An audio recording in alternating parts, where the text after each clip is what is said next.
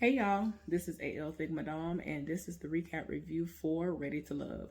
So, although this is the official second episode, to me, this is considered to be the first because on the first episode, all they did was show each person who's going to be on the show and tell us what they do, and basically their audition tape, you might as well say. So, on this episode, we're going to see them actually seeing and being introduced to one another and mixing and mingling. So that's what they're doing right now. So everybody is arriving to the house and they're getting to know one another when Tommy comes in and he's like, Atlanta's not the only place where it's hard for people to find love. Can't believe that my city of Houston, Texas ain't got it together yet, but we got some singles here who need it. And then this is when they actually bring Chris in. And y'all know Chris was on Ready to Love Last Resort. And he was the one who was basically only trying to get to know one person. I think her name was Naya.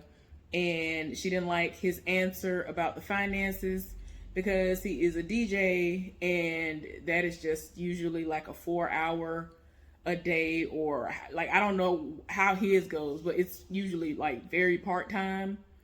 And he was talking about going half on the bills, and so she wasn't here for none of that. She's like, yeah, the answer should have been, I'm going to take care of everything.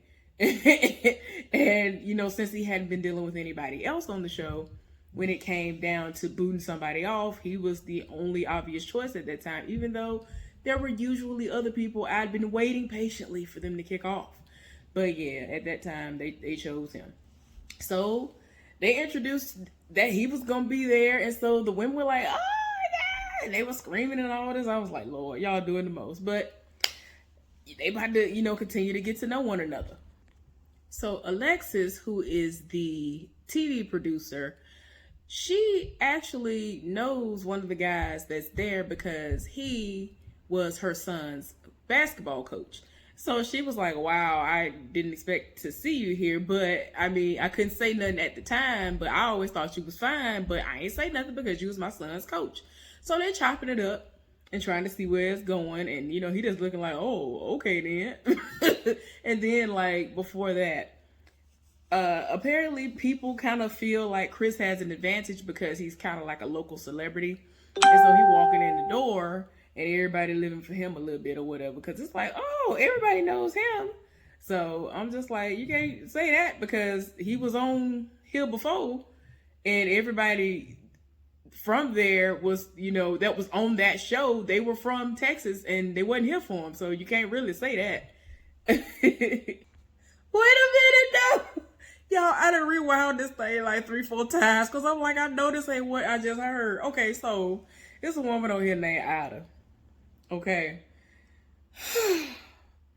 And she rolled up to this one dude and was like, the first thing that I noticed about you was that your ankles are moisturized. You're a man after my own heart. And he was like, really, me? And like he died laughing. Then all of a sudden they show a clip where she walks up to this other dude and was like, you give me gay vibes. Anybody ever told you that before? He looked at her like, no. Like, what is going on?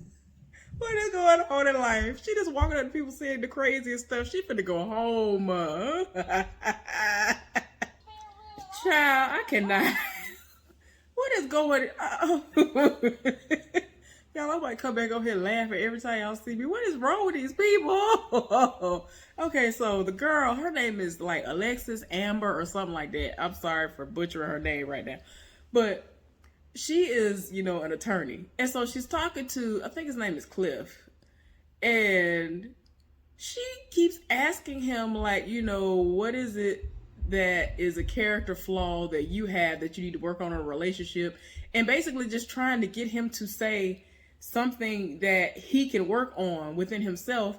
He literally keeps repeating Mean Girls, and then she was like, no, I'm talking about something that you need to work on within yourself. He just keeps saying Mean Girls, and then like before she even got to that part where it's like she tried to change the subject because the conversation was going nowhere to begin with, because it was like she already seemed like his demeanor and everything was off-putting to her, but she was like, okay, let me just try one more time. Let me try something else to see if I can get a different side out of him. Because he kind of comes off one of those guys where he's intimidated by her. He was like, "Oh, so you just be throwing people in jail, don't you?" And so she was just like I thought she was gonna get up and walk off because she literally wouldn't say nothing at first. Every time he kept talking to her about her profession, and I was just like, "Woo, girl, just get up and walk off." Because you know, about that girl, I would have probably got up and walked off myself. Because I'm just like, "Girl, why are you talking to him?" But yeah, I don't think he gonna last too much longer either. Because I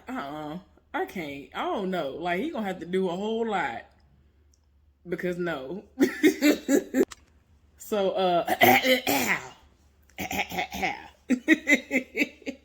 old boy who's from Louisiana, who, you know, now resides in Texas, he seems to be like the number one, just the number one person on everybody's roster.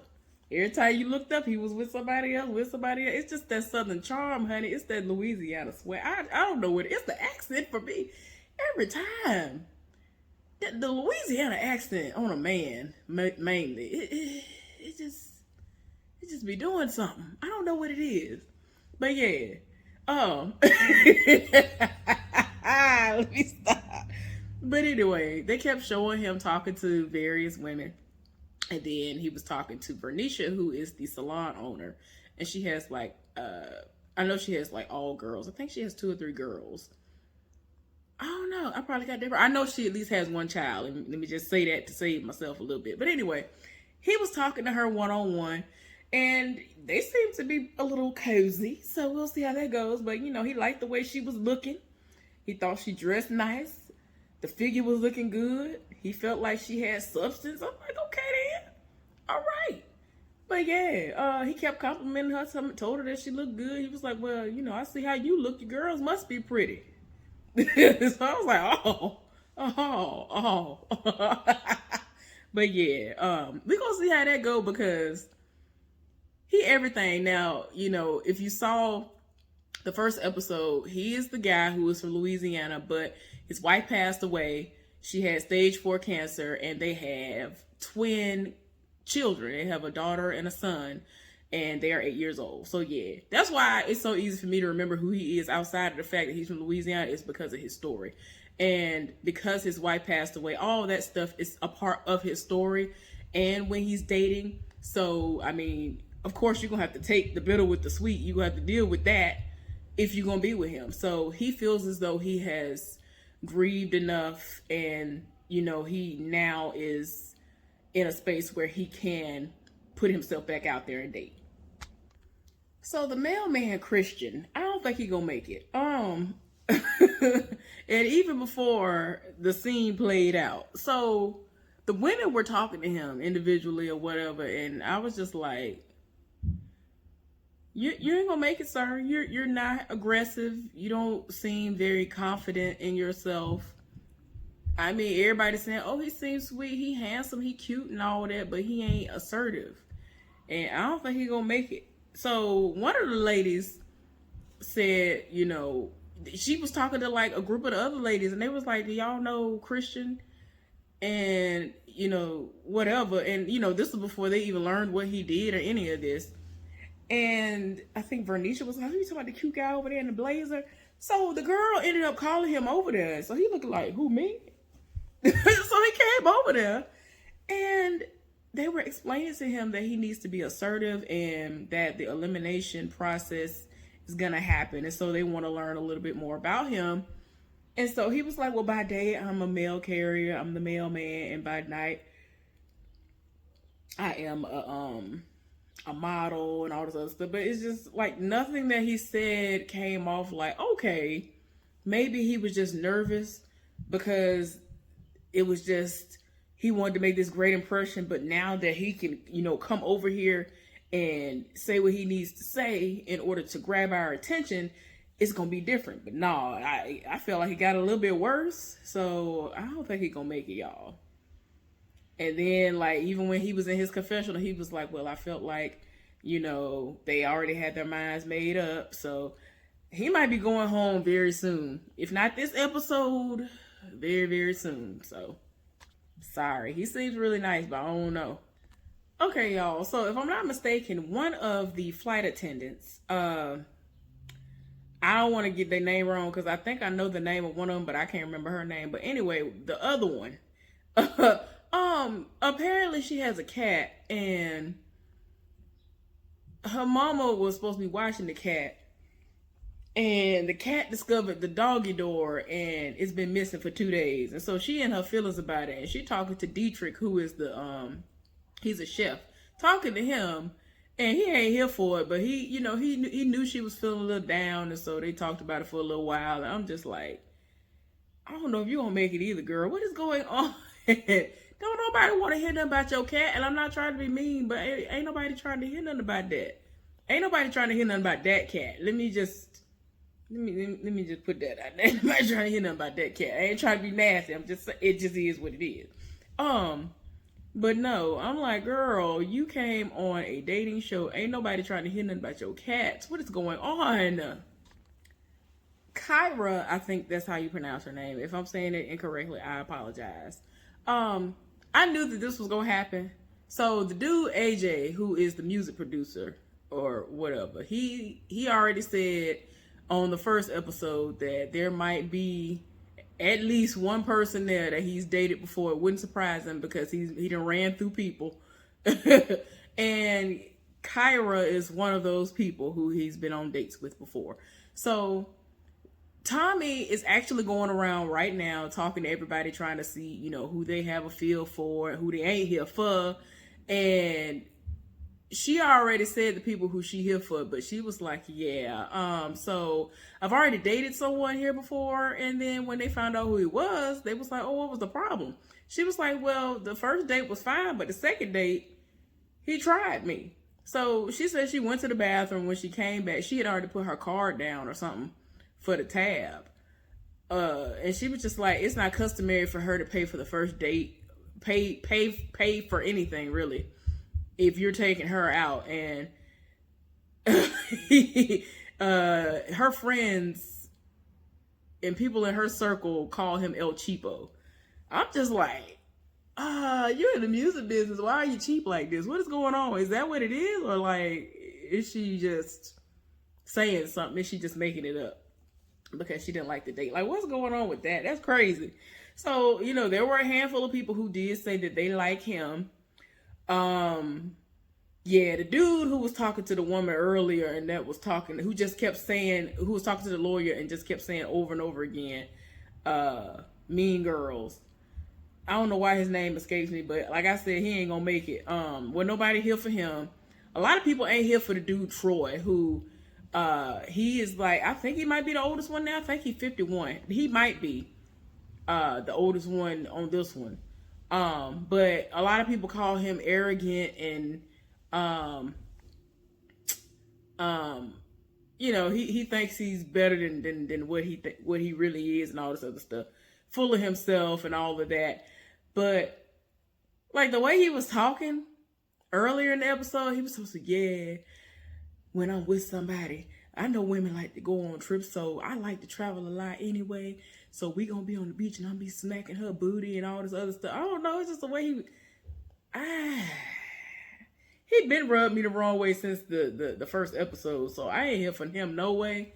And it ain't because he said, I think he was the dude who said that he don't like fat folks or whatever. So I don't, it ain't even because of that. Like, I know people have their preferences. It ain't even because of that. It's just, I can't. I don't know what it is. Something about him that's already been rubbed me the wrong way.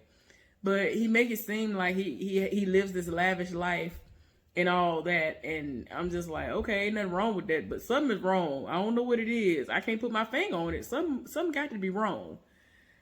But yeah, a lot of people ain't here for him, but it's like a handful of people. Like, for whatever reason, the attorney is here for him. And the girl who I think ain't nobody gonna be here for, that is talking crazy, walking up to that dude, telling us, you give off gay vibes. Anybody ever told you that? Ida, I don't think she gonna make it. But we gonna see what the men say shortly. Okay, so before we are even going to get to what the men think, they have already eliminated a man. So And the man is Khalil. I couldn't think of his name for nothing, but that's the man that was acting real. Like, everybody gets this weird vibe from him. And it's crazy because, like, when he's in his confessional, he seems all right. He's a teacher. But then, like, when he's talking to folks, it's like, what kind of foolishness? I don't understand what it is. He seems very off and weird when he's speaking to people.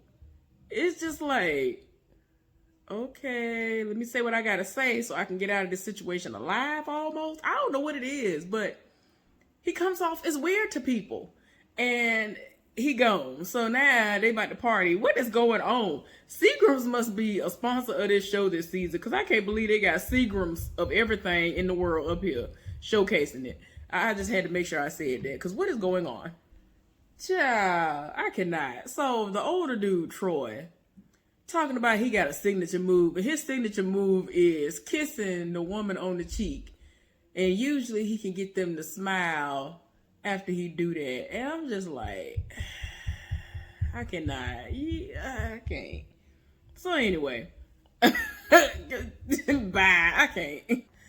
Okay, so the teacher, that the woman's son, you know, that's her son's basketball coach. She's trying to get to know, somebody's trying to get to know him. Ida. She ain't gonna make it. I don't understand what is wrong. Something ain't right. Something's not right, and I don't understand what it is. But I don't think nobody gonna be here for her. She might be going home like right now. So Jason was trying to talk to her and get to know her, and she just kept talking and talking and talking, and he could never really get a word in edgewise. Then when he finally was able to get like 2 words, and she cut him off and started talking some more, I was like, what is wrong? So anyway, Kyra, she, you know, had a moment where she was talking to AJ, and y'all know that that's the guy who she went out on a date with, and it went sideways the second time. So she was like, you know, asking him questions. Apparently she, you know, found out some stuff. Like, he basically wants to date so that it leads to marriage, and not just date and do whatever. And so now they're going to talk. Okay, so during the conversation between Kyra, I think I'm saying her name correctly, Kyra and AJ, he explained what happened that night. So she went to the bathroom, and while she was in the bathroom, he had every intention of paying the bill. For whatever reason, his card got declined. So instead of just telling her what was going on, he just thought that he would just sit there and let her pay the bill. So she actually had to pay their bill. And so he was hoping that that wouldn't have been a situation that would have gone sideways, but it ended up doing exactly that. So she was like, you know, that's not that big of a deal. I understand that things happen, but the fact that you didn't just say what the situation was, like, you ended up making it into a terrible situation when it didn't have to be. People grow, and we both are here looking for the same thing. So hopefully we'll be able to do what we need to do. So he kind of want to make it up to her at some point. At least that's what he said in the confessional. So we're going to see. They might actually make another connection that's lasting this time. I don't know. There are quite a few people who like him, so ain't no telling. So a disastrous conversation happened between a guy named Ronald and the flight attendant that I was talking about earlier. I think her name is Andrea. And yeah, the one who had the cat. So they were talking, and they were talking about having kids and all this other stuff. And so he was like, yeah, you would have to be a traditional mom, because she's been a flight attendant for like going on 6 years, and she says that she loves her career. And he was just like, yeah, we wouldn't need that chick that bad. I would just need you to be a traditional mom. So she checked out of the conversation as soon as he said that. And she was like, yeah, I need to catch him. He was like, yeah, that lasagna over there looking good, so I need to go on over and heat that lasagna up. So I was like, oh my gosh. Like, but neither one of them, I don't think they're going to last long on this show. Like, a lot of people said they wasn't here for Ronald. A lot of the ladies said they wasn't here for him. When, you know, nephew Tommy was asking them, like, who they like and who they don't like. Like, they weren't that interested in him either. So I don't know. There's quite a few people who I don't think going to make it. Child, I cannot. So they showing like individual people like, individual couples, if you will, having their moments. And Troy is all up on, I don't remember if it's Liz or what. She all up on somebody doing the absolute most. Like, she had to be like, Troy, and kind of like nervously laugh it off. Like, I was like, bruh, you're doing too much. Like, he was doing the absolute most. Like, he is not gonna make, I don't think he's gonna make it. I'm sorry. Well, I don't know how much longer Christian gonna be on here, but the woman who ended up calling him over earlier in the episode to basically gauge him and see what was going on and all that with him, he was trying to have a conversation with her, and she kind of made it seem like she was a little interested, but I was like, girl, don't lie like you here for him a little bit like that. And so she was like, well, I'm gonna go get some water. Did you want anything? And at first he answered like, he was like, yeah, I'll take some water. But he was like, you know what? No, I'm the man. I'm supposed to go do that. She was like, see, you catching on. Man, she politely got up and went somewhere else. So he over there getting the little drinks and stuff. And then he was like, oh, she done went over there. And I'm like, you were not picking up what she was putting down. Why? You were not gonna make it. Like, you better be glad that other dude was just awful. You just better be glad that Khalil was terrible, because you would have definitely been the first one going home. He might be the second, but he lucky right now. Okay, y'all, so I finished it. Even down to the preview of the season, and I feel like they spoiled us as far as who one of the men will be that's gonna be in the couple situation. But anyway, so Nephew Tommy is talking to all the men and, wanting to know who they here for and who they ain't here for. And of course, all the men gave a resounding Ida as to who they ain't here for.